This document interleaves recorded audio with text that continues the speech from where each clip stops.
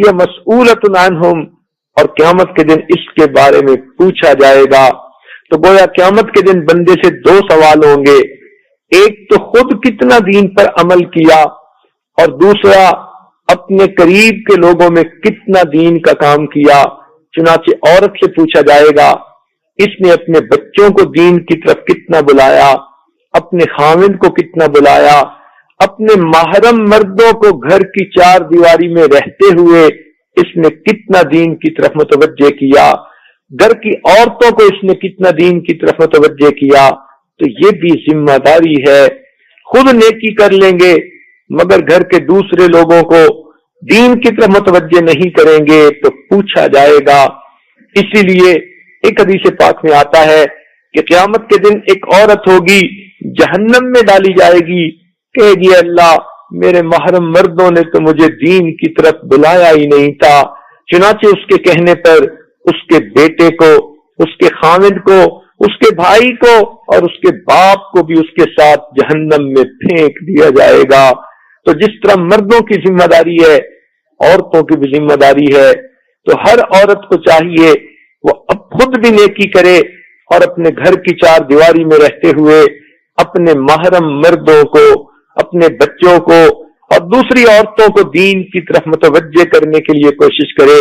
تو اگر بیٹی ہونے کے ناطے یہ ماں باپ سے اپنی تمنائیں منوا لیتی ہے تو پھر ان کو دین کی طرف کیوں نہیں کر سکتی؟ پہلے وقت کی بیٹیاں اپنے ماں باپ کے ساتھ دین کا کام کیا کرتی تھی۔ چنانچہ امام مالک رحمت اللہ علیہ کے بارے میں آتا ہے کہ ان کی دو بیٹیاں تھیں اور دونوں حدیث کی بڑی عالمہ تھیں۔ جب آپ مسجد نبوی میں درس دینے بیٹھتے تو پردے کے پیچھے وہ بھی بیٹھی ہوتی، اور جب مرد لوگ حدیث کی قرات کرتے تھے اور کسی کے پڑھنے میں کوئی غلطی ہوتی تو وہ دونوں بچیاں لکڑی کے اوپر لکڑی مار کر آواز پیدا کرتی۔ امام مالک رحمت اللہ علیہ کو پتہ چل جاتا کہ پڑھنے میں کہیں غلطی ہے، آپ اس غلطی کی نشاندہی کر دیتے۔ تو دیکھیے انہوں نے اتنا تو دین کا علم حاصل کیا کہ اس وقت کے بڑے بڑے علماء کی حدیث کی قرات کے اندر غلطیاں نکال دیا کرتی تھیں۔ تو بیٹیوں کو چاہیے وہ خود بھی دیندار بنے اور اپنے ماں باپ کے دین کی طرف متوجہ ہونے کا ذریعہ بنے۔ دوسری محبت عورت کو اپنی زندگی میں بہن کی حیثیت سے ملتی ہے، چنانچہ یہ بھی ایک فطری اور سچی محبت ہے۔ بہن کو دوسری بہنوں سے پیار ہوتا ہے، بھائیوں سے پیار ہوتا ہے۔ چنانچہ ہم نے دیکھا عورت اپنے گھر میں بہت خوشیوں بھری زندگی گزار رہی ہے، خاوند بھی محبت دینے والا، گھر بھی بڑا ہے، رزق بھی کھلا ہے، اپنی من پسند کی اللہ نے اولاد بھی عطا فرما دی۔ لیکن اگر اس عورت کو اطلاع مل جائے تمہارے بھائی کو ہارٹ اٹیک ہوا اور وہ ہاسپٹل میں داخل ہے، آپ دیکھیں گے کہ اس جوان بچی کا دل مغموم ہو جائے گا، اداس ہو جائے گا۔ میرے بھائی کو ہارٹ اٹیک ہوا، مصلی پہ بیٹھی دعائیں مانگے گی، اللہ کے راستے میں صدقہ خیرات کرے گی، لوگوں کو دعاؤں کے لیے پیغام دے گی، راتوں کو جاگ کر اللہ کے سامنے روئے گی۔ اب یہ سینکڑوں میل دور بیٹھی ہے، جا تو نہیں سکتی مگر اس کا دل تڑپ رہا ہے، اسے کھانا اچھا نہیں لگتا، اس کو راتوں کو نیند نہیں آتی۔ خاوند اس سے پوچھے تمہیں اس گھر میں کس چیز کی کمی ہے، یہ کہے گی کسی چیز کی نہیں، لیکن جب تک میرے بھائی کو شفا نہیں ہو جاتی پتہ نہیں مجھے چین نہیں، سکون نہیں۔ یہ وہ فطری محبت ہے جو بہنوں کے دل میں بھائی کے بارے میں اللہ نے پیدا کر دی اور بھائی کے دل میں اللہ نے بہنوں کے بارے میں پیدا کر دی۔ تو یہ بھی ایک فطری تعلق ہوتا ہے۔ چنانچہ اس کا ثبوت ہمیں حدیث پاک سے بھی ملتا ہے۔ نبی علیہ الصلوۃ والسلام ایک مرتبہ تشریف فرما تھے، آپ کے صحابہ نے حوازن قبیلے کے لوگوں کے ساتھ جہاد کیا اور ان میں سے کچھ مرد عورتیں گرفتار کر کے نبی علیہ السلام کی خدمت میں پیش کی۔ ایک عورت کہنے لگی میں تمہارے صاحب سے خود بات کرنا چاہتی ہوں۔ چنانچہ وہ نبی علیہ السلام کی خدمت میں حاضر ہوئی اور نبی علیہ السلام کو فرمانے لگی کہ میں تمہاری بہن ہوں۔ نبی علیہ السلام نے حیران ہو کر دیکھا، وہ کہنے لگی کہ میرا نام شیما ہے اور میں حلیمہ سعدیہ کی بیٹی ہوں اور آپ کی رضائی بہن ہوں، اور جس وقت آپ چھوٹے تھے میں آپ کو گود میں کھلایا کرتی تھی، میں آپ کو لے کر باہر جاتی تھی، لوریاں دیا کرتی تھی، آپ کے جسم کے فلاں جگہ پر ایک چھوٹا سا زخم کا نشان بھی تھا۔ چنانچہ نبی علیہ السلام نے جب اس جگہ کو دیکھا تو نشان نظر آیا۔ حدیث پاک میں آتا ہے اس نشان کو دیکھ کر آپ کی آنکھوں میں آنسو بھر آئے کہ آپ نے پہچانا کہ یہ میری بہن ہے۔ چنانچہ آپ نے اٹھ کر اپنی چادر بچھائی، فرمایا شیما تم میری اس چادر کے اوپر بیٹھو۔ آپ نے اپنی بہن کو چادر پر بٹھایا اور پھر اس سے کچھ باتیں پوچھ کر فرمایا اب تمہارے سامنے دو صورتیں ہیں، اگر تم میرے پاس رہنا چاہو میں تمہاری ہر ضرورت کا ذمہ دار بنوں گا، کفالت کروں گا، اور اگر تم واپس جانا چاہو کہ میں تمہیں روکوں گا نہیں۔ انہوں نے کہا کہ میری رشتہ داریاں ہیں، بچے ہیں، میں وہیں جانا پسند کروں گی۔ تو نبی علیہ الصلوۃ والسلام نے اس وقت شیما کو 3 غلام بھی دیے، ایک لونڈی بھی دی اور ایک بکریوں کا ریوڑ بھی دیا، اور صحابہ کو کہا کہ ان کو واپس جا کر اپنے گھر پہنچا کے آؤ۔ پتہ چلتا ہے بہن اور بھائی کے دل میں کیا محبتیں ہوتی ہیں۔ چنانچہ اسی طرح کی محبتیں ہر جگہ موجود ہوتی ہیں۔ شریعت کہتی ہے اس محبت کو استعمال کر کے اگر بہن اپنے بھائی سے دنیا کے کام نکلواتی ہے تو اس کو دین کی طرف متوجہ کیوں نہیں کرتی۔ چنانچہ پہلے وقت کی عورتیں اپنے بھائیوں کو بھی دین کی طرف متوجہ کرتی رہتی تھی۔ آپ نے سنا ہوگا حضرت عمر رضی اللہ تعالیٰ عنہ جب نبی علیہ السلام کے شہید کرنے کی نیت سے چل پڑے، راستے میں کسی صحابی نے دیکھا، اس نے کہا کہاں جا رہے ہو؟ کہنے لگا ان کو شہید کرنے جا رہا ہوں، نہ رہے گا بانس نہ بجے گی بنسری، قصہ ہی ختم ہو جائے گا۔ انہوں نے کہا یہ کیسے ہو سکتا ہے؟ تمہارے بہن اور تمہارے بہنوئی تو اسلام لا چکے۔ یہ سن کر اتنا غصہ آیا کہ میری اطلاع کے بغیر، اجازت کے بغیر اتنا بڑا قدم انہوں نے کیسے اٹھایا۔ چنانچہ یہ اپنی بہن کے گھر آ گئے، دستک دی، بہن نے پہچان لیا کہ عمر ابن خطاب آئے ہیں۔ ایک صحابی ان کو قرآن مجید پڑھا رہے تھے، وہ تو چھپ گئے۔ بہنوئی نے دروازہ کھولا، انہوں نے پوچھا میں نے سنا تم مسلمان ہو گئے ہو؟ تو بہنوئی نے جواب دیا عمر اگر اسلام میں حقانیت ہے، سچائی ہے تو پھر سچ کو قبول کرنے میں کیا رکاوٹ ہے؟ یہ سنتے ہی آگ بگولا ہو گئے، اپنے بہنوئی کو مارنا شروع کر دیا۔ اس کو بچانے کے لیے بہن درمیان میں آئی تو انہوں نے اپنی بہن کے رخسار پہ بھی زوردار تھپڑ لگایا، وہ نیچے گری، اس کے منہ میں سے خون آ گیا، آنکھوں میں سے آنسو بہر آئے۔ وہ اٹھ کر کہنے لگی عمر جس ماں کا دودھ تو نے پیا ہے اسی ماں کا دودھ میں نے پیا ہے، تو میرے جسم سے جان تو نکال سکتا ہے، میرے دل سے ایمان کو نہیں نکال سکتا۔ یہ ایسے الفاظ تھے عمر بن خطاب نانوں کے دل پر بجلی بن کر گرے، موم ہو گئے۔ کہنے لگے فاطمہ بتاؤ کیا پڑھ رہی تھی؟ فاطمہ کہنے لگی عمر تم مشرک ہو، نجاست ہے تمہارے ساتھ، جب تک غسل نہیں کرو گے اس پاک کلام کو ہاتھ نہیں لگا سکو گے۔ چنانچہ غسل کیا اور پھر وہ پاک کلام پڑھا۔ جب سورہ طٰہٰ کے پہلے 2 رکوع پڑھ کر دیکھے، پڑھ کر سنے اور پہنچے ان اللہ لا الہ الا انا فاعبدنی واقم الصلاۃ لذکری، کہنے لگے اچھا مجھے بھی تم کلمہ پڑھا دو۔ جب یہ بات کہی تو اس وقت وہ صحابی جو چھپے ہوئے تھے وہ بھی باہر آئے اور انہوں نے اللہ اکبر کے الفاظ کہے، فرمانے لگے عمر تمہیں مبارک ہو، میں نے اپنے محبوب کو دیکھا، دعا مانگ رہے تھے اللہ یا تو عمر ابن خطاب کو ایمان کی دولت عطا فرما یا عمر ابن حشام کو ایمان کی دولت عطا فرما، تمہارے بارے میں میرے آقا کی دعا قبول ہو گئی۔ چنانچہ عمر آتے ہیں اور اسلام قبول کرتے ہیں اور ان کی وجہ سے اللہ نے پھر اسلام کو شان و شوکت عطا فرمائی۔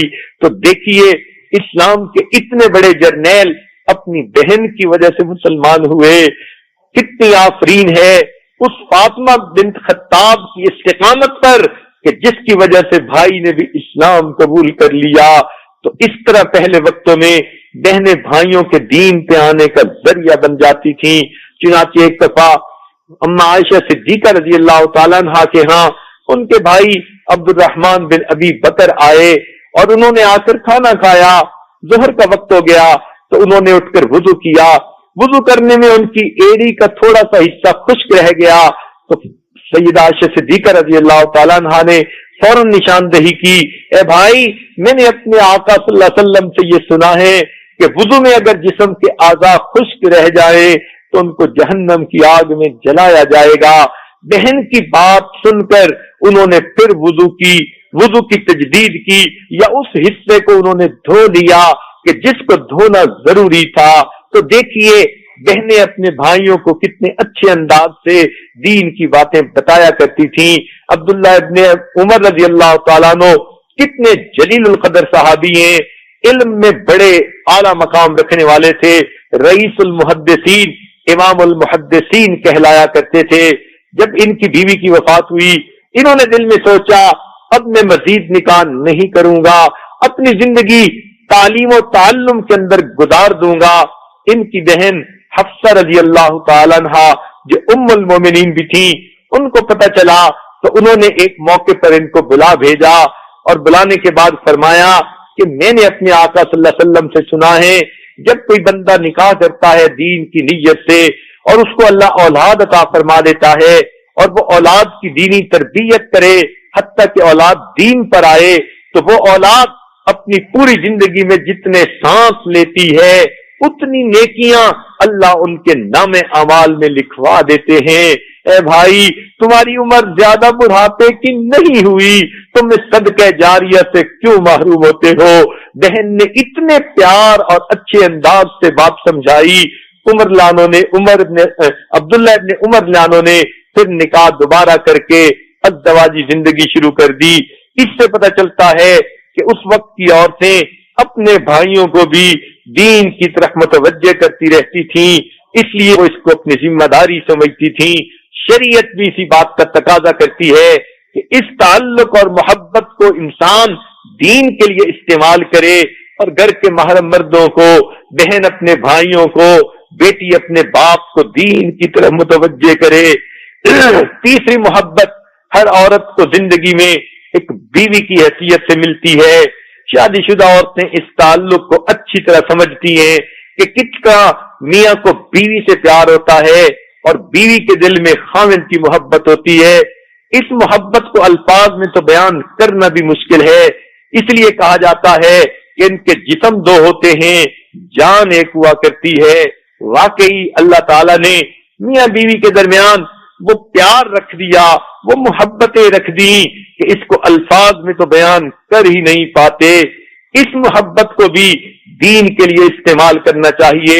اگر بیوی اپنی دنیا کی خواہشات کی تکمیل کرواتی ہے، مجھے ایسا گھر بنا دیجئے، ایسے کپڑے لا دیجئے، مجھے ایسا فرنیچر چاہیے، مجھے فلاں جگہ لے کے جائیے، اور خاوند اس کی ہر بات کو مان لیتا ہے، تو پھر یہ عورت اپنے خاوند کو دین کی طرف متوجہ کرنے کے لیے کوشش کیوں نہیں کر سکتی؟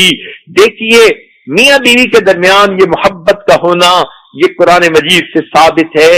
اس کا ثبوت یہ ہے کہ فرعون اتنا ظالم تھا، اتنا باغی تھا کہ اس نے بنی اسرائیل کے معصوم بچوں کو قتل کروایا، ایک دو کو نہیں، 100 کو نہیں، 1000 کو نہیں، معلوم نہیں ہزاروں بچوں کو ذبح کروایا۔ اتنا پتھر دل، اتنا ظالم انسان کہ جب معصوم بچوں کو چھری سے ذبح کروا دیتا تھا اس کے دل میں تو ہمدردی کی رتی بھی نہیں ہوگی، ہمدردی کا نام و نشان بھی نہیں ہوگا۔ ایسا بے رحم قسم کا شخص ہے لیکن اپنی بیوی کے ساتھ کھڑا ہے۔ لوگوں نے آ کر بتایا کہ ایک بکسا ہے جو دریا میں تیرتا ہوا آ رہا ہے، کہنے لگا اسے پیش کرو۔ جب وہ بکس لایا گیا، کھولا گیا تو اس میں ایک بچہ تھا۔ بیوی نے دیکھا، ان کی بیوی کا نام آسیہ بنت مزاحم تھا۔ جب وہ نے دیکھا تو اس کو چہرے پر ایسا نور نظر آیا، اتنا خوبصورت وہ بچہ تھا، دلکش وہ بچہ تھا، شکل اتنی منموہنی تھی۔ اللہ فرماتے ہیں وَأَلْقَيْتُ عَلَيْكَ مَحَبَّةً مِّنِّي، اے میرے پیارے موسیٰ علیہ السلام میں نے آپ کے چہرے پر محبت کی تجلی ڈال دی تھی۔ جب اس خاتون نے دیکھا تو وہ تو گرویدہ ہو گئی، محبت کرنے لگ گئی اور اپنے خاوند سے کہتی ہے لا تقتلوہ، تم نے اسے قتل نہیں کرنا، عسى ان ينفعنا وان يتخذہ ولدا، یا تو ہم اس سے فائدہ لیں گے یا اسے اپنا بیٹا بنائیں گے۔ اب ذرا سوچئے، ہزاروں معصوم بچوں کو ذبح کرنے والا شخص اس کو جب بیوی کہہ دیتی ہے لا تقتلوہ، تم نے اسے قتل نہیں کرنا، چنانچہ وہ قتل کا ارادہ ترک کر دیتا ہے، تو معلوم ہوا کہ بیویوں کی محبتیں ایسے ظالم خاوندوں کے دلوں میں بھی ہوا کرتی ہیں، اور اگر رحم دل اور نیک خاوند ہو پھر تو یہ محبت بہت زیادہ ہوتی ہے۔ اس لیے تو بیوی کو ہوم گورنمنٹ کہا جاتا ہے، ہوم سیکٹری کہا جاتا ہے، کہ وہ اپنی خدمت، اپنی وفا کے ذریعے سے اپنے خاوند کے دل کو جیت لیتی ہے۔ خاوند اپنے مرتبہ کی وجہ سے اپنی بیوی کے اوپر حکومت کرتا ہے، اور بیوی اپنی محبت اور وفا کی وجہ سے اپنے خاوند کے دل پہ حکومت کرتی ہے۔ اس لیے کہا یہ گیا کہ بیوی اگر اس تعلق کی وجہ سے دنیا کی باتیں منوا لیتی ہے تو پھر یہ دین کی بات کیوں نہیں منوا سکتی؟ تو واقعی خاوند کو، عورت کو چاہیے کہ وہ اپنے خاوند کی دین کے معاملے میں مددگار بن جائے اور اس کا تعاون کرنے والی بن جائے اور اس کو دین کی طرف متوجہ کرنے والی بن جائے۔ چنانچہ اس کے واقعات ہمیں حدیث پاک سے بھی ملتے ہیں۔ نبی علیہ الصلوۃ والسلام پر جب پہلی مرتبہ وحی اتری تو آپ صلی اللہ علیہ وسلم کے اوپر ایک خوف تھا۔ آپ نے جبریل علیہ السلام کو ان کی اصلی حالت میں دیکھا تھا اور ایک نیا معاملہ پیش آیا تھا، چنانچہ گھبراہٹ سی تھی۔ آپ اپنے گھر تشریف لائے اور فرمایا زملونی زملونی، مجھے کمبل اڑا دو۔ تو خدیجہ الکبریٰ رضی اللہ تعالیٰ عنہا اتنی سمجھدار تھی، اتنی معاملہ فہم تھی، کمبل اڑا دیا اور پوچھا کہ آپ کیا محسوس کرتے ہیں؟ فرمایا خشیت علی نفسی، مجھے اپنی جان کا خطرہ محسوس ہوتا ہے۔ جب آپ نے یہ الفاظ کہے انہوں نے تسلی کے بول بولے، کلا ہرگز نہیں، واللہ اللہ کی قسم آپ کو اللہ تعالیٰ ہرگز ضائع نہیں کریں گے۔ انک لتصل الرحم، آپ تو صلہ رحمی کرنے والے ہیں، مہمان نوازی کرنے والے ہیں، دوسروں کا بوجھ اٹھانے والے ہیں، نیک کاموں میں دوسروں کی مدد کرنے والے ہیں۔ جب انہوں نے نبی علیہ السلام کے اچھے اخلاق کا تذکرہ کیا تو محبوب کے دل کو تسلی مل گئی، مگر اسی پر انہوں نے بس نہیں کیا، بلکہ ذرا اور دیکھیے کہ اگلے دن ورقہ بن نوفل ایک عالم کتاب تھے، ان کی خدمت میں آپ کو لے کر گئیں اور ان سے کہا کہ پوچھئے تو صحیح آپ کے بھائی کے بیٹے کیا کہتے ہیں؟ انہوں نے پوچھا اے میرے بھائی کے بیٹے تم کیا کہتے ہو؟ نبی علیہ السلام نے پورا واقعہ سنایا۔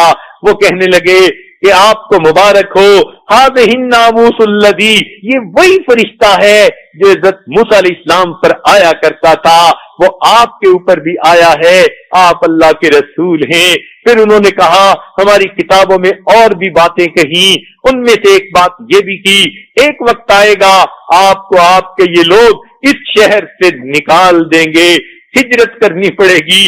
نبی علیہ السلام نے بڑے حیران ہو کر پوچھا کیا مجھے نکلنا پڑے گا؟ او مخرجین، تو انہوں نے کہا ہاں، اے کاش میں اس وقت زندہ ہوتا تو میں آپ کا مددگار بنتا۔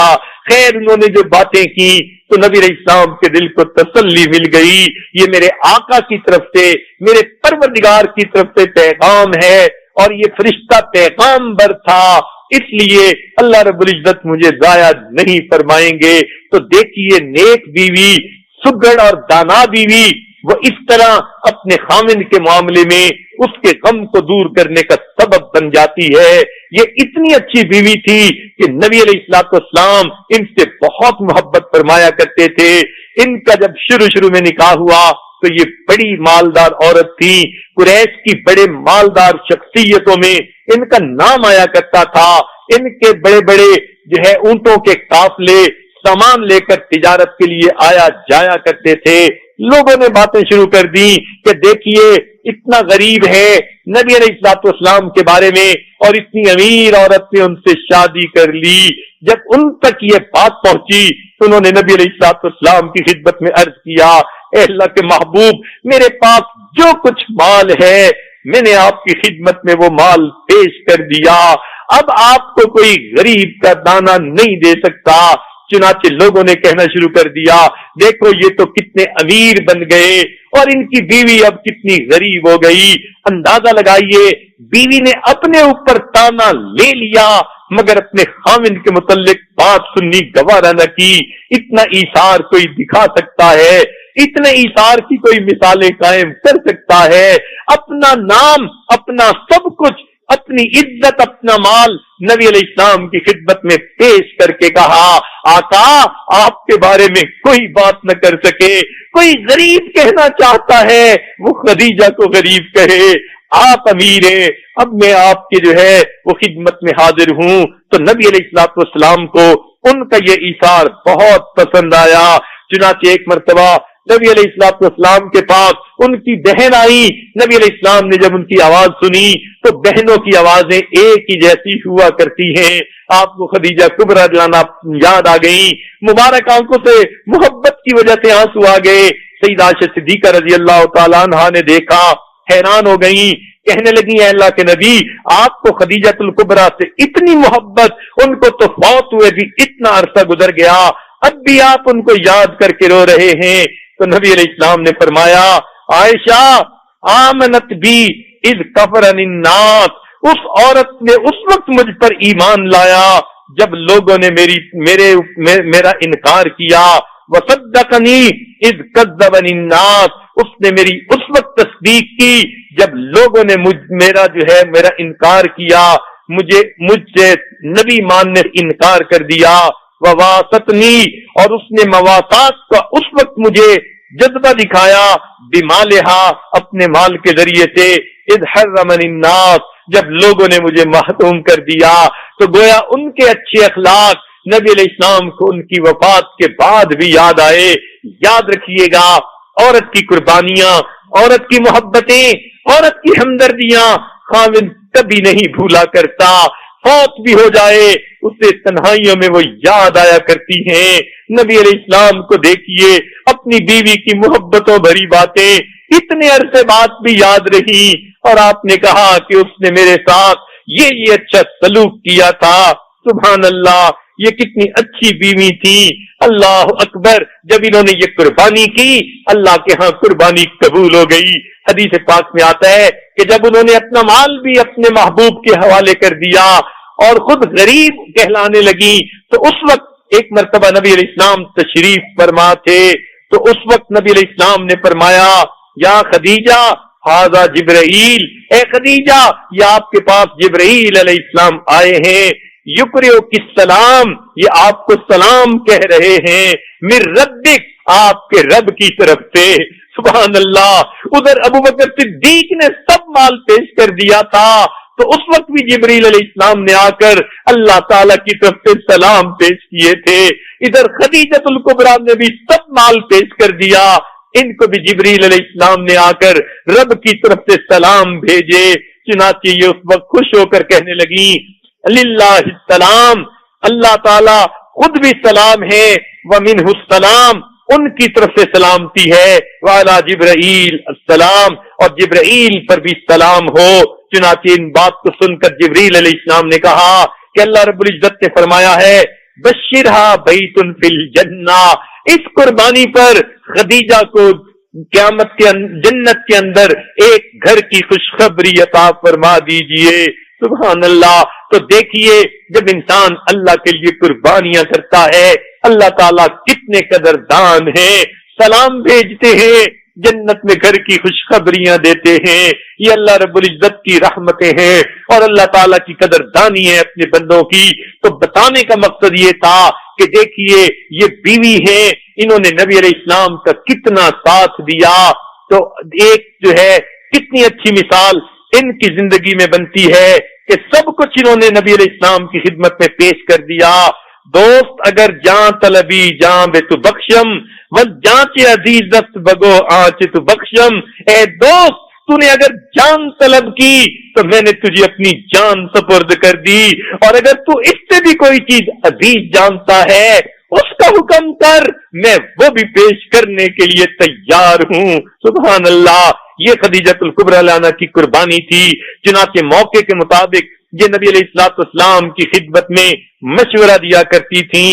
حضرت جس لیے ابن حشام نے اپنی کتاب میں لکھا کانت لہو وزیرا، یہ نبی علیہ السلام کی وزیرہ تھی اور ان کو کاموں میں مشورہ دیتی تھی. یہ بیویاں اچھے مشورے دیتی ہیں تو دیکھیے پھر ان کو بھی عزتیں ملتی ہیں. نبی علیہ السلام صلح حدیبیہ کے موقع پر تشریف لے گئے. آپ نے اس وقت احرام باندھا عمرہ کرنے کی نیت سے، مگر کفار نے راستے میں آگے جانے سے آپ کو روک دیا. آپ صلی اللہ علیہ وسلم نے ان کے ساتھ صلح کر لی اور یہ تسلیم کر لیا ہم اس دفعہ واپس چلے جاتے ہیں. چنانچہ آپ صلی اللہ علیہ وسلم نے صحابہ کو کہا کہ تم اس وقت احرام اتار دو، ہم واپس چلیں گے. صحابہ کرام جو اتنے عرصے کے بعد اتنی محبتوں کے ساتھ اللہ کے گھر کا دیدار کرنے کے لیے احرام باندھ چکے تھے، اب ان کو یہ بات سمجھ سے بالا تر تھی کہ ہم اتنا کمزور ہو کر صلح کیوں کر رہے ہیں، کافروں کی شرطیں ماننے کی کیا ضرورت ہے، اللہ نے ہمیں قوت بازو دی ہے، ہم جا رہے ہیں، راستہ اگر کوئی روکے گا ہم ان کے ساتھ نمٹ لیں گے. مرد لوگ مجاہد لوگ ہمیشہ اسی جذبے والے ہوا کرتے ہیں، تو ان کے دل میں یہ خیال تھا. مگر اللہ کے محبوب نے اللہ کے حکم سے صلح کو زیادہ پسند فرما لیا اور اس کو فتح مبین فرما دیا. مگر صحابہ کرام حیران تھے، احرام جو باندھ چکے ہم اس کو کیسے اتاریں؟ تو نبی علیہ السلام نے فرما بھی دیا احرام اتار دیے جائیں. صحابہ ہکا بکا حیران بیٹھے ہیں، خاموش ہیں، کیا خبر، وہ ان کو سمجھ ہی نہیں آ رہی کہ اب ہم کیسے احرام اتاریں. یہ حال دیکھ کر نبی علیہ السلام اپنے خیمے میں تشریف لے گئے. ام سلمہ رضی اللہ تعالیٰ عنہ آپ کے ساتھ تھی. آپ نے اپنی اہلیہ کو بتایا. اس سے پتہ چلتا ہے کہ نیک لوگ اپنے معاملات میں اپنی بیویوں سے مشورہ بھی کر لیا کرتے ہیں.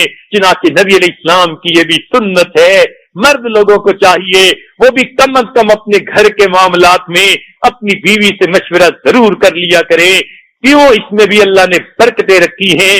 وَأَمْرُهُمْ شُورَىٰ بَيْنَهُمْ، اور ان کا تو عمل آپس میں مشورہ ہوتا ہے اور اس کے ساتھ گویا اچھی زندگی گزرتی ہے. مشورہ کرنے سے اللہ تعالیٰ بہت ساری پریشانیوں سے بندے کو بچا دیتے ہیں. گھر میں الفتیں محبتیں بڑھ جاتی ہیں اور ایک دوسرے کے ساتھ غلط فہمیاں پیدا نہیں ہوا کرتی. تو دیکھیے اللہ رب العزت کے محبوب نے اپنی اہلیہ کے سامنے جا کر یہ کیفیت بتائی کہ اسماء میں نے کہہ دیا ہے سب کو کہ وہ اپنے جانوروں کو ذبح کر دیں اور اپنے احرام اتار دیں، مگر سب حیران ہیں. ان کے تو عقل میں بھی نہیں تھی کہ ہمیں رستے سے واپس جانا پڑے گا، اب کیا کیا جائے. اسماء رضی اللہ تعالیٰ عنہ، ام سلمہ رضی اللہ تعالیٰ عنہ اتنی زیادہ عقل مند تھی. انہوں نے کہا اے اللہ کے محبوب آپ کیوں پریشان ہوتے ہیں، آپ خیمے سے باہر تشریف لے جائیے، اپنے جانور کو ذبح کر دیجئے اور اپنے احرام کو اتار دیجئے. جب آپ ایک عمل کریں گے یہ سب آپ کے عاشق صادق ہیں، یہ وہی کریں گے جو آپ کو کرتا ہوا دیکھیں گے. اتنا پیارا مشورہ تھا. اللہ کے محبوب باہر تشریف لائے، آپ نے اپنے جانور کو ذبح کیا، احرام اتارا. عاشقوں نے دیکھا، انہوں نے بھی جانور ذبح کر کے احرام اتار دیے. دیکھیے اتنا بڑا مسئلہ اتنی آسانی کے ساتھ حل ہو گیا. تو دیکھیے میاں بیوی کو آپس میں محبتیں بھی ہوتی ہیں، تو بیویوں کو چاہیے کہ اس طرح خامدوں کی ہمدردی کیا کریں، ان کو اچھے مشورے دیا کریں، ان کے ساتھ اخلاص کی زندگی گزارا کریں. ان کی خاطر کوئی بھی قربانی دینی پڑے تو قربانی دینے سے پیچھے نہ ہٹے. تو پھر خاوند کے دل میں خود بخود بیوی کی محبت آتی ہے. اللہ کے محبوب اپنی بیویوں کے ساتھ بہت محبت کی زندگی گزارتے تھے. چنانچہ اس کے تو بہت سارے واقعات ہیں، اس محفل میں اکیلے تو بیان ہو نہیں سکتے. بتانا صرف اتنا مقصود تھا کہ ام سلمہ رضی اللہ تعالیٰ عنہ کے مشورے نے دیکھو کیسا اچھا کام کر دکھایا. تو بیویاں جب خلوص کا مظاہرہ کرتی ہیں تو خاندوں کے دل میں اپنی جگہ بنا لیتی ہیں. چنانچہ دوسری مثال نبی علیہ السلام کی بڑی صاحبزادی زینب رضی اللہ تعالی عنہا کی ہے. ان کو ان کے خاوند نے اتنی محبت دی کہ اگر وہ ہجرت کے لیے بھی تیار ہو گئی تو خاوند نے بات کو مان لیا. پیچھے قریش مکہ نے پوری کوشش کی کہ ان کا نکاح کسی اور لڑکی کے ساتھ کر دیا جائے. اب ذرا آپ غور تو کیجئے, کسی مرد کو آ کر اگر یوں کہا جائے اس پورے شہر میں تمہیں جو لڑکی زیادہ خوبصورت لگے, پسند آئے, ہم اس کے ساتھ تمہارا نکاح کر دیں گے, تو مرد کے دل میں تو میلان پیدا ہو ہی جاتا ہے, اتنی اچھی خوبصورت بیوی مل جائے گی. مگر نہیں, زینب رضی اللہ تعالیٰ عنہ نے اپنی وفا سے, اپنی خدمت سے, اپنی محبتوں سے خاوند کے دل پہ ایسی چھاپ لگا دی تھی, محبت کی وہ حرارت ان کو دے دی تھی. اب انہیں کوئی چیز اچھی نہیں لگتی تھی, اگرچہ اس وقت انہوں نے اسلام قبول نہیں کیا, مگر صاف کہہ دیا میں ان کو طلاق ہرگز نہیں دے سکتا. یوں سمجھیے گویا یوں کہہ دیا میری زندگی تو ان کے بغیر ادھوری ہے. تو نیک بیویاں یوں اپنی نیکی کی وجہ سے اپنے خامدوں کے دلوں میں اپنی جگہ بنا لیتی ہیں. تو بیویاں جہاں دنیا کے معاملے میں خامن کی مددگار بنے, دین کے معاملے میں کیوں نہ بنے. اس لیے ہم اگر تاریخ اسلام کو پڑھتے ہیں تو کتنی صحابیات ہیں جنہوں نے اپنے خامدوں کو دین کی طرف دعوت دی اور بالآخر ان کے دین قبول کرنے کا ذریعہ بن گئی. چنانچہ ایک صحابیہ, ان کا نام ام حکیم رضی اللہ تعالیٰ عنہ ہے, وہ اکرمہ رضی اللہ تعالیٰ عنہ کی بیوی ہیں, اور یہ اکرمہ ابو جہل کے بیٹے ہیں, مسلمانوں کے بہت بڑے دشمن ہیں, مسلمانوں کے خلاف ہر وقت سازشیں کرنے میں مصروف رہتے ہیں. انہوں نے مسلمانوں کی مخالفت میں کوئی کمی نہ چھوڑی. چنانچہ جب مکہ فتح ہوا تو اگلے دن ام حکیم نبی علیہ السلام کی خدمت میں حاضر ہوئی اور انہوں نے اسلام قبول کر لیا. اسلام قبول کرنے کے بعد نبی علیہ السلام کی خدمت میں عرض کیا, اے اللہ کے محبوب, آپ میرے خامند کو جان کی امان دے دیجئے, تو وہ آپ کی خدمت میں آئیں گے اور اسلام قبول کر لیں گے.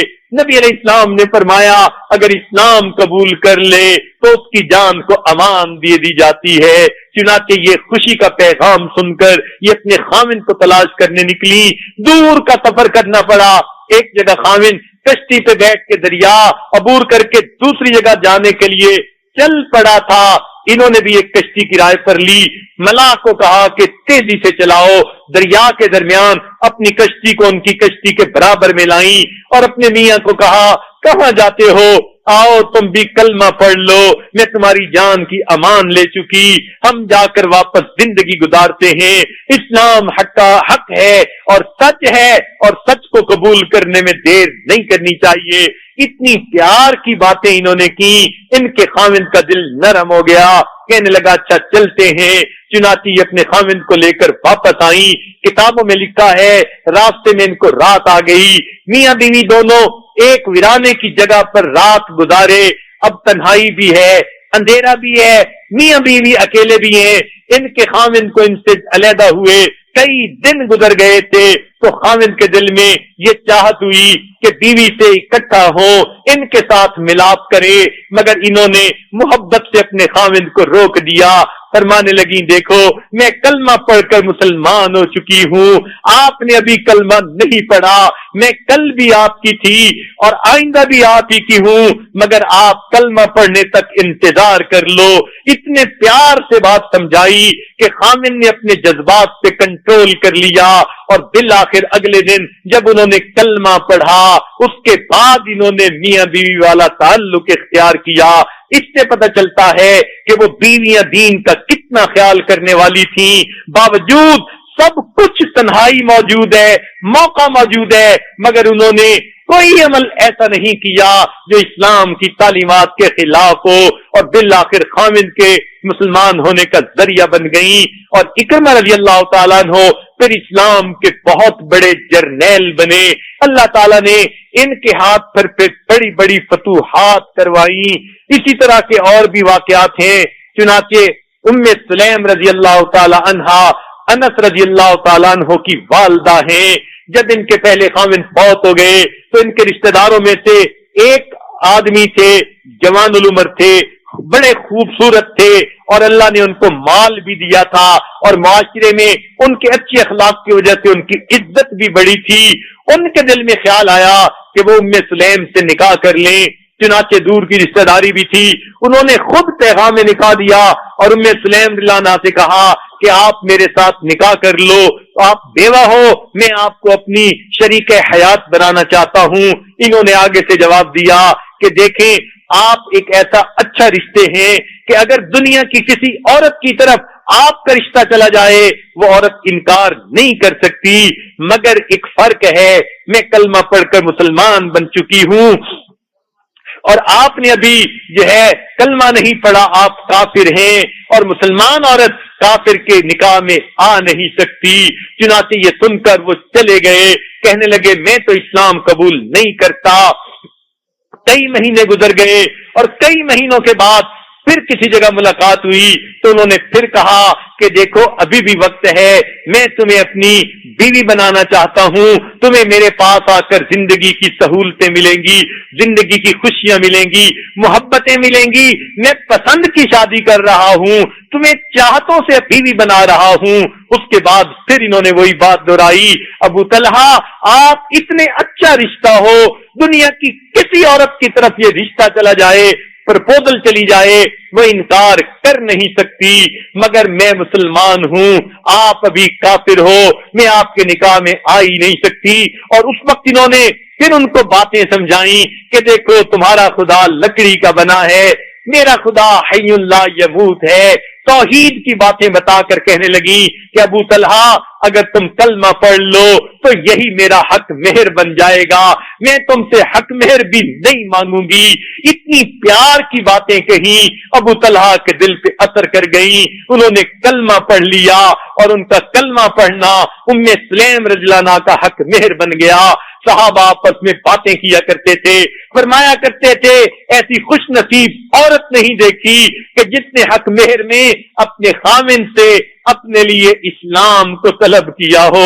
सुभान अल्लाह, इससे अंदाजा लगाइए उस वक्त की औरतें अपने खामदों के दीन की तरफ मुतवज्जे होने के लिए कितना जो है वो फिक्रमंद हुआ करती थी।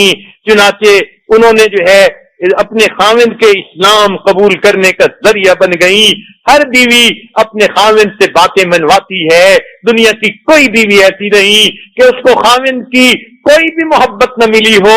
इब्तदाई दिनों में तो मोहब्बतें होती हैं, कभी उसको कपड़े मिलते हैं, कभी घर मिलता है, कभी गाड़ी मिलती है, कभी मोहब्बत भरे लम्हात मिलते हैं।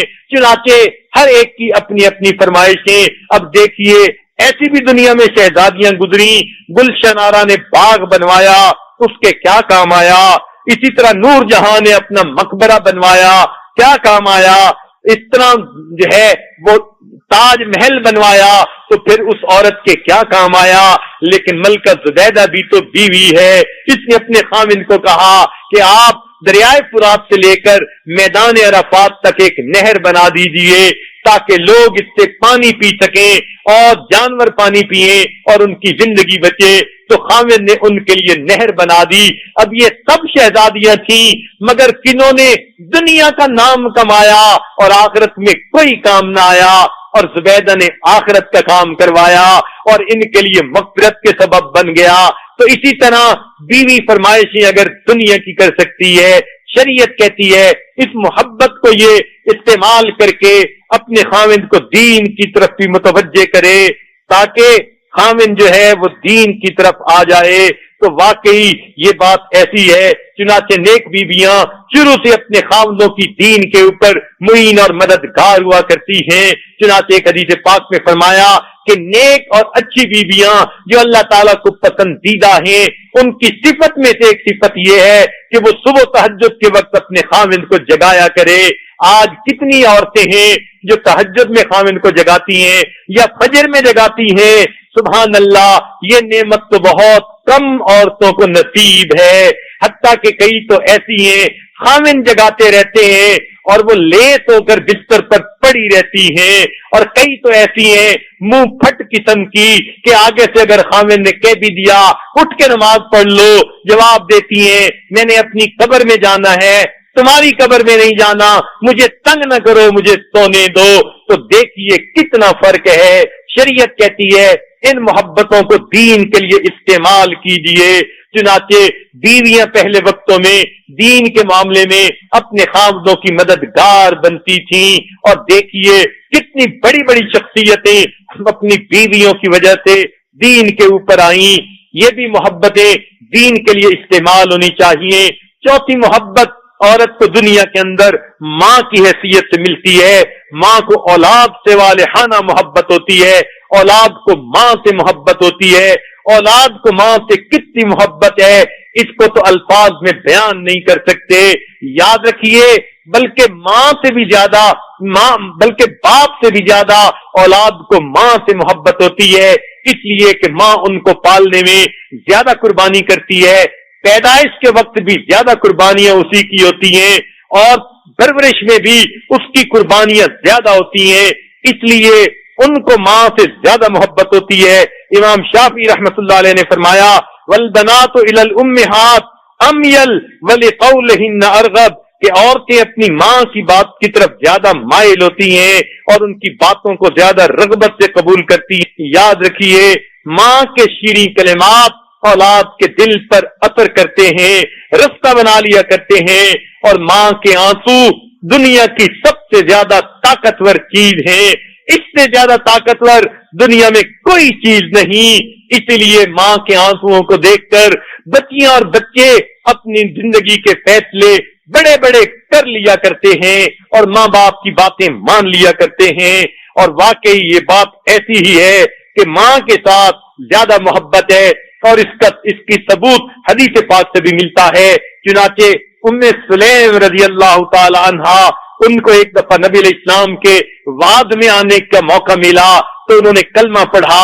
اس وقت ان کے شوہر مالک تجارتی سفر پر گئے ہوئے تھے، چنانچہ جب مالک واپس آئے تو انہوں نے اپنے خاوند کو بتایا میں کلمہ پڑھ کر مسلمان ہو چکی ہوں، آپ بھی مسلمان ہو جائیے۔ وہ کہنے لگے میں نہیں ہونا چاہتا، تم نے کیوں جلدی کی، میری اجازت کے بغیر کیوں مسلمان بنی؟ کہنے لگی کہ دیکھو میرے دل میں خیال آیا ایسا نہ ہو مجھے موت آ جائے اور میں توحید کے بغیر دنیا سے چلی جاؤں، میں نے تو اس لیے کلمہ پڑھ لیا، اب آپ بھی پڑھ لیجئے۔ اس نے کہا میں نہیں پڑھتا۔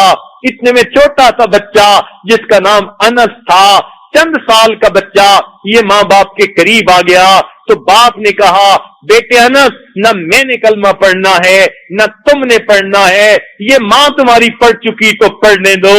جب انس نے سنا تو ماں کی طرف دیکھا، ماں نے پیار سے کہا میرے بیٹے میں بھی کلمہ پڑھ چکی، تم بھی کلمہ پڑھ لو۔ اب ننھے انس نے ایک نظر باپ پڑھ ڈالی اور ایک نظر ماں پڑھ ڈالی اور اونچی آواز سے کلمہ پڑھ لیا۔ حدیث سے ثابت ہوتا ہے کہ بچے نے ماں کی بات مانی، یہ زیادہ محبت ہوتی ہے دل میں ماں کی، تو ماں کو چاہیے اس محبت کو قبول کرتے ہوئے جو ہے اس محبت کی وجہ سے اپنی اولاد کو دین کی تربیت دے۔ چنانچہ پہلے وقتوں کی مائیں اپنی اولاد کو دین سکھایا کرتی تھی۔ چنانچہ ایک بزرگ تھے، وہ اپنی زندگی میں چاہتے تھے کہ میں شہید ہو جاؤں، انہوں نے بیوی سے اجازت لی آپ مجھے اجازت دیجئے، میں اس وقت تک جہاد کرنا چاہتا ہوں جب تک کہ شہید نہ ہو جاؤں۔ بیوی نے اجازت دے دی، دعاؤں کے ساتھ رخصت کر دیا۔ ان کے پاس 20,000 دینار تھے، انہوں نے وہ اپنی بیوی کو دیے، میرے بعد خرچہ کرتی رہنا، خود جہاد پر چلے گئے۔ اللہ کی شان کہ اللہ نے ان کو جو ہے غازی بنایا، جدھر جہاد میں جاتے ادھر فتح ہوتی، حتیٰ کہ سالوں پہ سال گزرتے گئے، یہ آگے سے آگے بڑھتے رہے، یہ مجاہدین چلتے رہے، حتیٰ کہ ان کو زندگی کے 27 سال جہاد کرنے میں گزر گئے۔ 27 سال میں بھی اللہ نے ان کو شہادت نہ دی بلکہ غازی بننے کی شان عطا فرمائی۔ پھر ایک موقع پر ان کو حکم ہوا کہ سب مجاہدین جو دیر سے اپنے گھروں سے آئے ہیں اپنے گھروں کو واپس چلے جائیں۔ چنانچہ یہ واپس آئے۔ اب 27 سال کوئی تھوڑا عرصہ تو نہیں ہوتا۔ گھر آئے، دستک دی، بیوی کو تو توقع ہی نہیں تھی، وہ تو دیکھ کر حیران رہ گئی، سمجھتی تھی کہ میں تو سمجھی آپ شہید ہو چکے ہوں گے۔ کہنے لگے نہیں اللہ نے مجھے غازی بنا دیا۔ چنانچہ میاں بیوی خوش ہوئے، اللہ نے پھر دنیا میں بھی ملاقات کروا دی۔ چنانچہ تھوڑی دیر کے بعد پھر انہوں نے جو ہے ان سے پوچھا کہ بتائیے جب میں یہاں سے سفر پر گیا تھا آپ حاملہ تھی، کیا بنا؟ وہ کہنے لگی اللہ نے مجھے بیٹا دیا۔ کہنے لگے کہ اچھا وہ کس حال میں ہے؟ اتنے میں اذان مسجد نبوی میں ہو گئی۔ وہ فرمانے لگی ایسے کریں کہ آپ نماز پڑھ کے آئیں، پھر میں آپ کو پوری تفصیل سناتی ہوں۔ چنانچہ یہ نماز پڑھنے مسجد نبوی میں چلے گئے، وہاں جا کر انہوں نے نماز پڑھی۔ نماز کے بعد ایک خوبصورت نوجوان ہے جو ممبر کے اوپر بیٹھ گئے اور انہوں نے حدیث پاک کا درس دینا شروع کر دیا، قرآن مجید کا درس دیا۔ درس اتنا زیادہ ایفیکٹو تھا کہ لوگ جو ہے سن کر بڑے متاثر ہوئے۔ اس نوجوان کے چہرے کو دیکھتے اس پہ نور ٹپک رہا تھا، ہر بندے کا دل چاہتا تھا کاش کہ ایسا نوجوان کسی خوش نصیب ماں باپ کی اولاد ہوگا۔ جب آپ نے ان کا درس سنا تو ان کے دل کو بھی بہت اچھا لگا۔ درس سن کر یہ واپس اپنے گھر آئے، ابھی گھر میں داخل ہی ہوئے تھے کہ پھر دستک ہوئی۔ انہوں نے دروازہ کھولا، دیکھا کہ دروازے پر وہ نوجوان ہے۔ نوجوان ان کو دیکھ کر حیران، یہ نوجوان کو دیکھ کر حیران۔ نوجوان ان کو دیکھ کر انہوں نے نوجوان سے کہا یہ میرا گھر ہے، تو کون ہے اس دروازے پر؟ نوجوان نے کہا جناب یہ تو میرا گھر ہے، آپ کون ہیں یہاں پر؟ تو جب ان کی آواز بلند ہوئی تو پھر وہ جو خاتون تھی انہوں نے دونوں کو کہا کہ دونوں اندر آ جائیں۔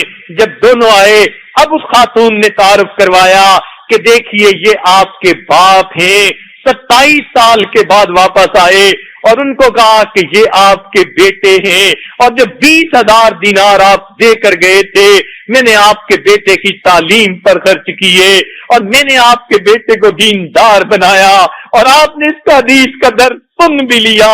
باپ کی آنکھوں سے آنسو آ گئے۔ واقعی کون ایسی ماں ہوتی ہے جو اپنی اولاد کو خاوند کی عدم موجودگی میں اتنا دین کی طرف بلائے کہ باپ بھی اس کو دیکھ کر حیران ہو جائے۔ آج تو بیویاں خاوند کی موجودگی میں بھی اولاد کو دین کی طرف نہیں بلاتی، دین کے بارے میں ان کی طرف زیادہ محنت نہیں کرتی۔ پہلے وقت کی عورتیں خاوند بھی سر پہ نہیں ہوتا پھر بھی اپنے بچوں کو دیندار بنا دیا کرتی تھیں۔ یہ ہوتی ہیں بیویاں جو خاوندوں کے دل ٹھنڈے کرتی ہیں، ان کی آنکھیں خوش ہوتی ہیں اور وہ اپنی بیویوں سے محبتیں بے پناہ کیا کرتے ہیں۔ ایسے کام آپ کر کے دکھائیں، پھر بتائیں کہ خاوند آپ سے محبت کرتا ہے یا نہیں کرتا۔ جب آپ کی اپنی زندگی میں ایسی جو ہے وہ کام نہیں ہوں گے بلکہ کھانا پینا اور کھانا پکانا اور فقط میاں بیوی کا معاملہ ہوگا تو پھر یہ تو دنیا کی ہر عورت کرتی پھرتی ہے، یہ کوئی نئی بات تو نہیں۔ خاوند کے دل میں جگہ بنانے کے لیے عورت کو زیادہ قربانیاں کرنی پڑتی ہیں، بالخصوص اپنی اولاد کو دیندار بنانے کے لیے کوششیں کرنی پڑتی ہیں۔ یہ بات ذہن میں رکھیے کہ مرد جتنا نیک اور دیندار کیوں نہ ہو، جب تک اس کی بیوی دیندار نہ ہو وہ اپنی اولاد کو دیندار نہیں بنا سکتا۔ ہم نے دیکھا مرد بڑا متقی ہے، بڑا پرہیزگار ہے، اپنی اولادوں کو دین کی طرف متوجہ کرتا ہے، سمجھاتا ہے، رو رو کے ان کو سمجھاتا ہے، لیکن جب خاوند باہر نکلتا ہے تو پیچھے سے بیوی اپنے اولاد کو کہہ دیتی ہے تمہارے باپ کا تو دماغ خراب ہے، اور بچے ماں کی بات مان لیتے ہیں۔ واقعی ابو کے دماغ کو کچھ ہو گیا، تبھی تو ٹی وی نہیں لاتے، تبھی تو ہمیں پردے کا حکم دیتے ہیں، باندھ کے رکھتے ہیں، یعنی گھر میں پردے میں رکھا تو گویا باندھ کے رکھنے والی بات ہو گئی، تو اولاد بے دین بن جاتی ہے، بے عمل بن جاتی ہے۔ اس لیے نبی علیہ الصلوۃ والسلام نے فرمایا کہ جب تم شادی کرنے لگو تو لوگ شادی کرتے ہیں تنکح المرأۃ لاربعین، 4 وجہ سے عورت کے ساتھ نکاح کیا جاتا ہے، لمالہا اس کے مال کی وجہ سے، ولحسبہا اس کے خاندان کی وجہ سے، ولجمالہا اس کے حسن و جمال کی وجہ سے، ودینہا اور اس کے دین کی وجہ سے۔ تو نبی علیہ السلام نے فرمایا کہ تم عورت سے اس کی دینداری کی وجہ سے نکاح کرو۔ یہی تو مصیبت ہے کہ آج کل کے بچے چھوٹی عمر سے ہی پسند کی شادیوں کے پیچھے پڑ جاتے ہیں اور اس کو گناہ کبیرہ بھی نہیں سمجھتے۔ بچیاں بھی چاہتی ہیں ہم خود فیصلہ کریں، بچے بھی چاہتے ہیں خود فیصلہ کریں۔ یہ کتنی نامناسب بات ہے کہ جوان العمر ہیں ان کو ازدواجی زندگی کا پتہ ہی نہیں کہ ازدواجی زندگی میں کیسی کیفیت بندے کی ہوتی ہے، کون اچھا خاوند ہوتا ہے۔ چھوٹے بچے کچے ہوتے ہیں، لہذا یہ اس کچے پن میں اپنے جو ہے وہ الٹے سیدھے فیصلے کر بیٹھتے ہیں۔ ایک بات ذہن میں رکھیے، a young leading the young is a blind leading the blind. They can both fall into the ditch. اگر ایک اندھا ہو اور اندھے نے اس کا ہاتھ پکڑ لیا ہو تو دونوں گڑھے میں جا گریں گے۔ نوجوان بچے جو اپنی شادیوں کے فیصلے خود کرنا چاہتے ہیں اس لیے وہ گڑھے میں گرتے ہیں، کہیں لڑکیاں روتی پھرتی ہیں، کہیں لڑکے روتے پھرتے ہیں، شروع میں شکل دیکھ کے پسند کر لیتے ہیں، ان کو ان کے کردار کا کیا پتا کہ اس کے بیوی کے اندر اخلاق ہے، وفا ہے، یہ کردار کی کیسی ہے، چنانچہ اس جو ہے شکل کے اوپر نکاح کر لیتے ہیں۔ بعد میں کہ جب وہ بیوی اپنے لچھن دکھاتی ہے تو پھر روتے پھرتے ہیں، اور اسی طرح لڑکیاں خاوند کی بات پر اس کو پسند کر لیتی ہیں اور بعد میں پھر روتی ہیں، بلکہ کئی جگہوں پر تو زہر کھا کے مر جاتی ہیں، بتانا بھی نہیں گوارا کر پاتی۔ ہم ماں باپ کو کیا منہ دکھائیں؟ شریعت نے کتنا پیارا اصول بتایا کہ بچی اپنے نیکی اور دین کے کام میں لگی رہے۔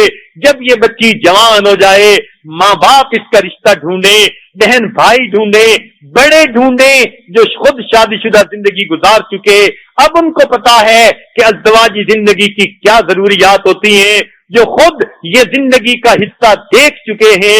چنانچہ ماں باپ دو چار رشتے دیکھیں، پھر اپنی بیٹی کو بتائیں، بیٹی ہمیں تمہارے لیے یہ دو تین پرپوزل اچھے لگتے ہیں، اب آپ بتاؤ کہ آپ کی رائے کیا ہے۔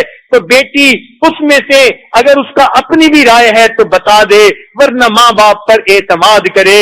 یقیناً ماں باپ جو فیصلہ کرتے ہیں کبھی بیوی بیٹی کے حق میں برا نہیں ہوتا، مگر بچی کو سمجھ نہیں آ رہی ہوتی، اس لیے وہ کئی مرتبہ ٹھوکر کھا جاتی ہے۔ نیک لڑکیاں جو اپنے ماں باپ پر اعتماد کرتی ہیں خوشیوں بھری زندگی گزارتی ہیں۔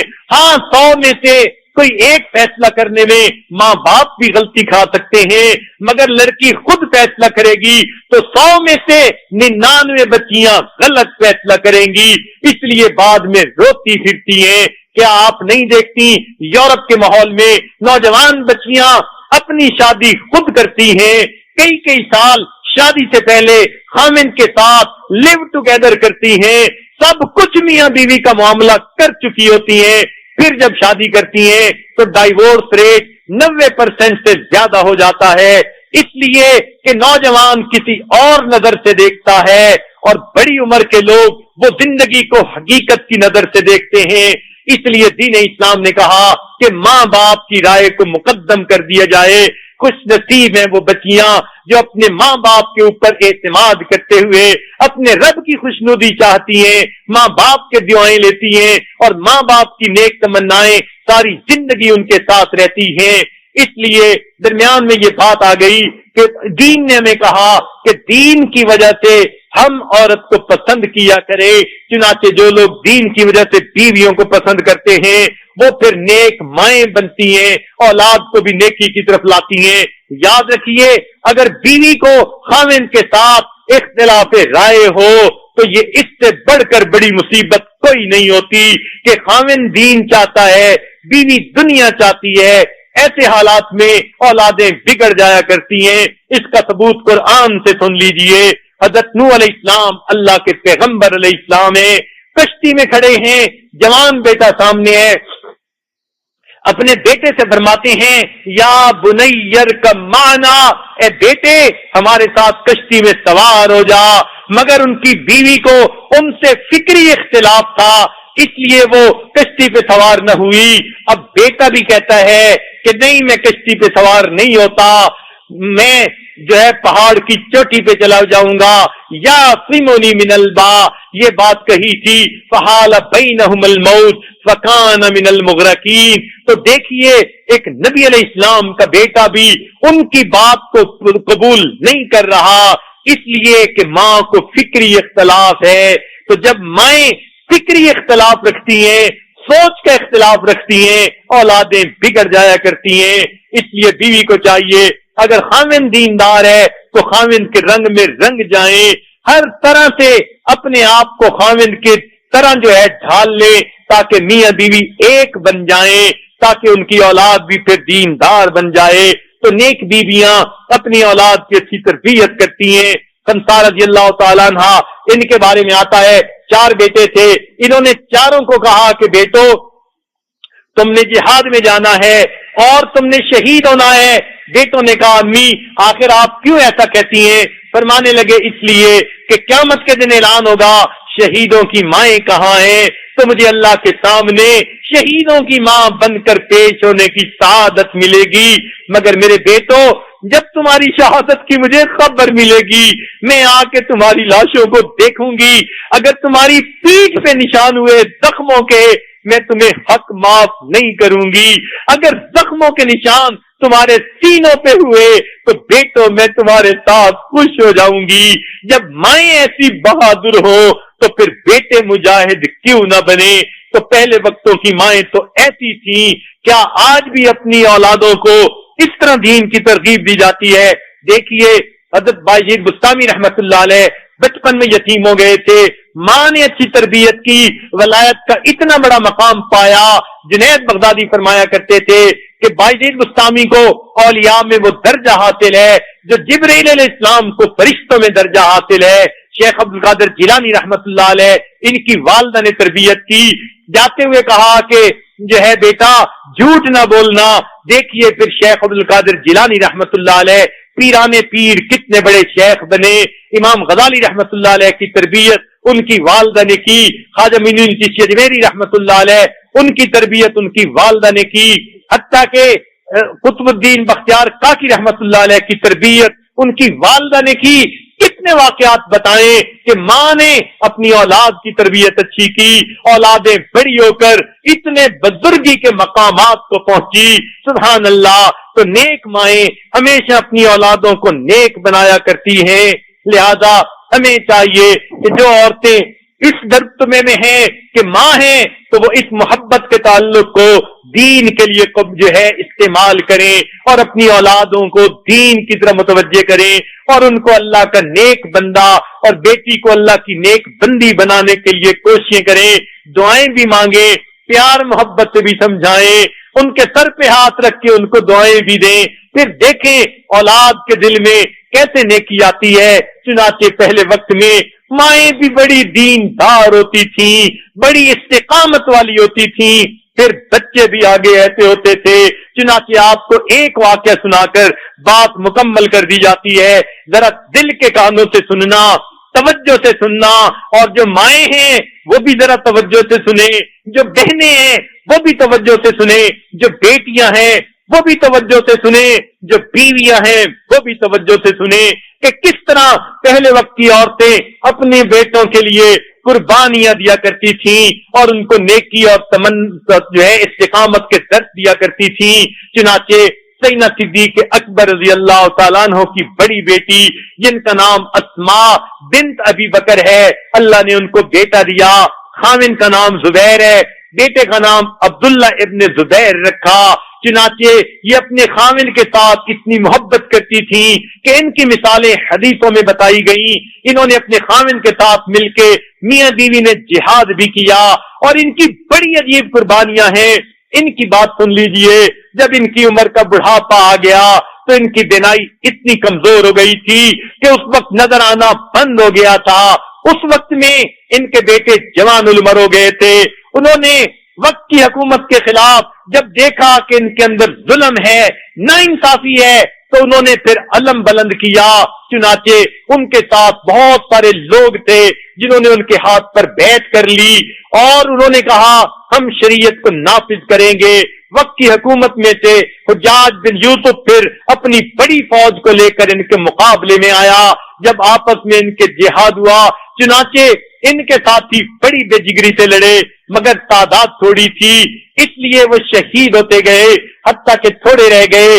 عبداللہ ابن زبیر لانو کو محسوس ہو گیا آج میری زندگی کا آخری دن ہے، میں بھی شہید ہو جاؤں گا۔ چنانچہ ان کے دل میں خیال آیا گھر میں میری والدہ موجود ہے، میں آخری دعائیں کیوں نہ لے لوں؟ تو یہ اپنی والدہ کے پاس آئے۔ اب ذرا خیال کے تصور کے اندر ذرا سوچئے، ایک جوان العمر بیٹا ایک بوڑھی نابینا ماں کے پاس آتا ہے اور آ کر کہتے ہیں اماں میں تھوڑی دیر کے بعد شہید ہو جاؤں گا، تو میں آپ کی نصیحت لینے کے لیے، میں آپ کی وصیت لینے کے لیے، دعائیں لینے کے لیے آیا ہوں۔ تو ماں کی آنکھوں سے آنسو نہیں نکلتے، بلکہ ماں کہتی ہے اے میرے بیٹے اگر تو حق پر نہیں تو پھر تجھ جیسا بدترین بندہ دنیا میں نہیں کہ تو ناحق کی خاطر اتنا کچھ کر رہا ہے، اور اگر بیٹے تو حق پر ہے تو پھر تجھے ایک دن تو موت آنی ہی ہے، اگر آج شہادت مل گئی تو پھر اس سے بہتر کیا بات ہو سکتی ہے؟ انہوں نے کہا اماں مجھے اتنا تو یقین ہے میں تھوڑی دیر میں شہید ہو جاؤں گا، مگر ڈرتا اس سے ہوں کہ مرنے کے بعد یہ لوگ میری لاش کے ٹکڑے ٹکڑے کر دیں گے، میری لاش کا قیمہ بنا دیں گے۔ ماں کہتی ہے بیٹے جب بکری کو ذبح کر دیا جاتا ہے، اس کے جسم سے کھال اتاری جائے تو بکری کو کوئی تکلیف نہیں ہوتی۔ اب بوڑھی ماں کی باتیں دیکھیے جو جوان بیٹے کو سمجھا رہی ہے۔ پھر اس کے بعد انہوں نے اپنے بیٹے کے سینے پہ ہاتھ رکھا، سخت چیز نظر آئی، پوچھا بیٹے یہ کیا ہے؟ انہوں نے کہا اماں میں نے زرہ پہنی ہے جو دوسروں کی تلواروں سے بچنے کے لیے پہنی جاتی ہے۔ کہنے لگی بیٹا اگر اللہ نے تجھے شہادت دینی ہے اس کے باوجود شہادت مل جائے گی، یہ کیوں تم نے ایسا کام کیا؟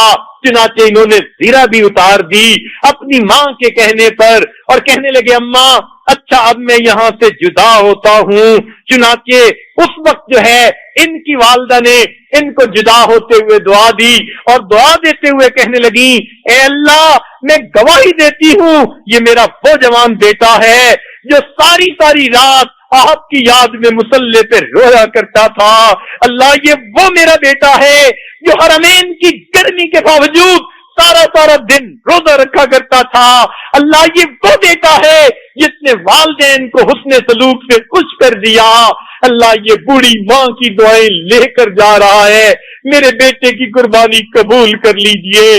اس کے بعد یہ اپنے بیٹے کو کہنے لگی اے بیٹے میں تمہاری شکل تو دیکھ نہیں سکتی، ذرا میرے قریب ہو جا اور مجھے اپنے سینے سے لگانے دے اور مجھے پوتا لینے دے اور مجھے اپنے جسم کی مہک سونگھنے دے، میں تمہارے جسم کی خوشبو سونگھنا چاہتی ہوں۔ کتنی عجیب بات ہے، جوان بیٹے کے بارے میں شہادت کا یقین ہے ماں کو، مگر ان الفاظ سے جدا کر رہی ہے اے بیٹے میں تیری شکل دیکھ نہیں سکتی مگر تو مجھے بوسہ لینے دے اور اپنے جسم کی مہک سونگھنے دے، تمہاری بوڑھی ماں تمہیں رخصت کرتی ہے۔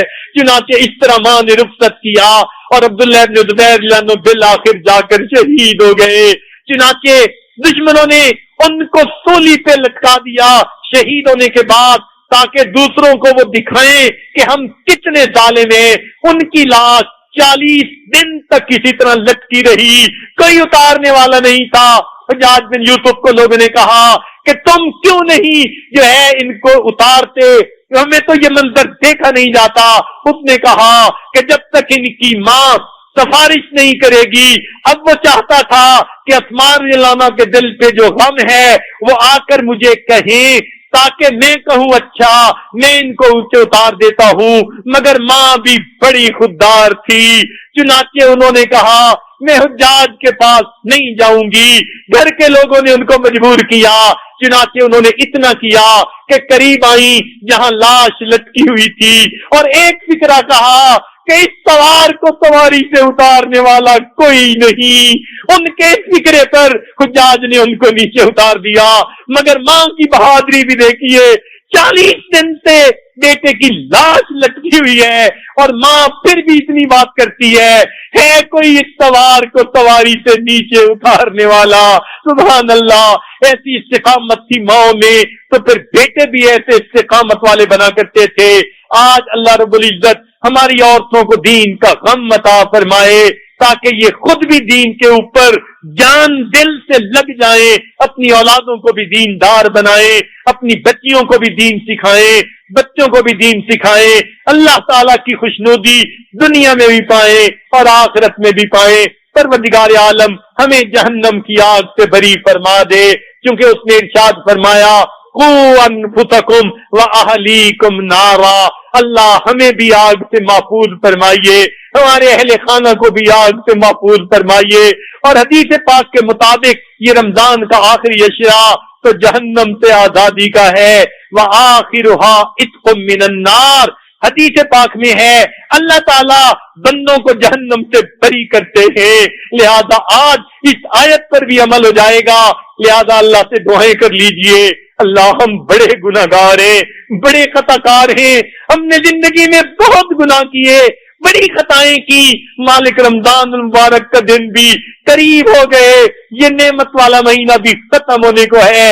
اے مالک آج کی اس محفل میں ہمارے گناہوں کو معاف کر دیجئے، ہمیں جہنم سے بری فرما دیجئے، تاکہ ہم آپ کی اس آیت پر بھی عمل کر سکیں اور جہنم کی آگ سے بھی ہم بری ہو جائیں۔ رب کریم آج کی اس محفل میں اٹھنے سے پہلے ہمیں جہنم سے بری فرمائے۔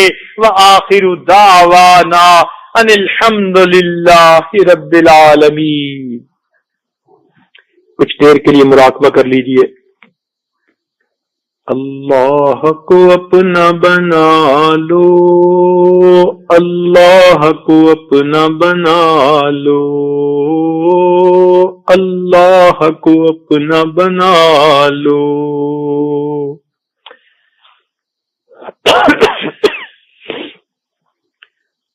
یہ زندگی ایک مہلت ہے، روٹھے ہوئے رب کو منا لو، اللہ کو اپنا بنا لو۔